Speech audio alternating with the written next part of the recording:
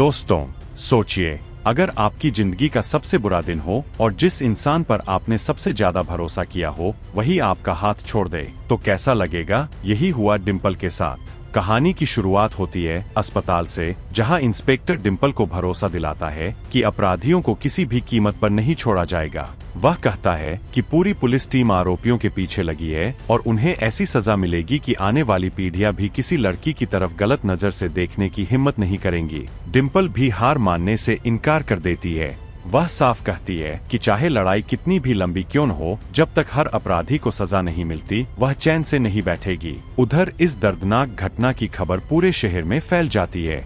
हर घर में इसी की चर्चा होती है।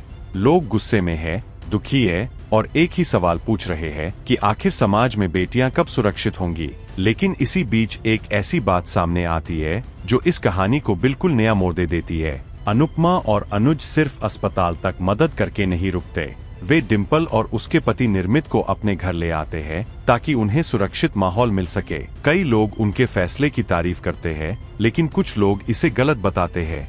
उनका कहना है कि किसी अनजान परिवार को घर लाकर वे खुद नई मुश्किलों में पड़ जाएंगे। मगर अनुपमा का जवाब सबका दिल जीत लेता है। वह कहती है कि इंसानियत सिर्फ पैसे देने का नाम नहीं है, कभी कभी किसी का हाथ पकड़ लेना ही सबसे बड़ी मदद होती है।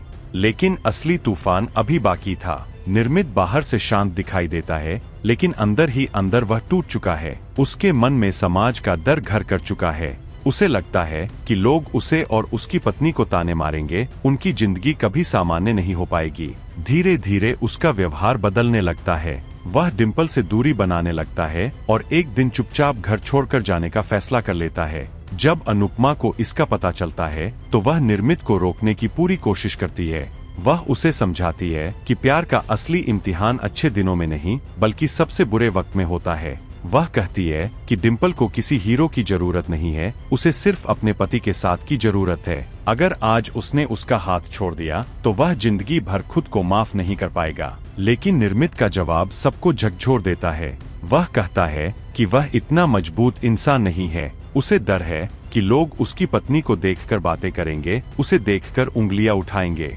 यहाँ तक कि वह यह भी स्वीकार कर लेता है कि इस हादसे के बाद वह डिम्पल के करीब तक नहीं जा पा रहा। उसके शब्द सुनकर वहाँ मौजूद हर इंसान हैरान रह जाता है। अब बारी थी डिम्पल की। डिम्पल रोते हुए भी खुद को संभालती है। वह कहती है कि उसने कभी यह उम्मीद नहीं की थी कि निर्मित अपराधियों से लड़ाई लड़ेगा। उसे सिर्फ इतना चाहिए था कि कोर्ट जाते समय उसका पति उसका हाथ पकड़ ले, उसे हिम्मत देता रहे और यह भरोसा दिलाए कि वह अकेली नहीं है। लेकिन जब वह भी साथ छोड़ रहा है तो अब उसे किसी सहारे की जरूरत नहीं। इसके बाद डिम्पल ऐसा फैसला लेती है जिसकी किसी ने कल्पना भी नहीं की थी। वह अपने गले से मंगलसूत्र उतारकर निर्मित के हाथ में रख देती है और कहती है कि यह कभी उसकी जिंदगी का सबसे कीमती रिश्ता था, लेकिन आज इसकी कोई कीमत नहीं बची। वह साफ शब्दों में कहती है कि जिसे प्यार निभाना ही नहीं आता, उसके साथ रिश्ता भी नहीं निभाया जा सकता। आज से वह सिर्फ अपनी लड़ाई खुद लड़ेगी। इसी बीच कहानी में एक और सस्पेंस जुड़ जाता है। शाह परिवार के घर एक रहस्यमय पार्सल पहुंचता है जिस पर कोई नाम या पता नहीं होता। जैसे ही बॉक्स खोला जाता है, उसके अंदर एक धमकी भरा संदेश मिलता है, पीछे हट जाओ वरना पछताओगे। अब सवाल यह है, क्या यह धमकी उन अपराधियों की तरफ से आई है?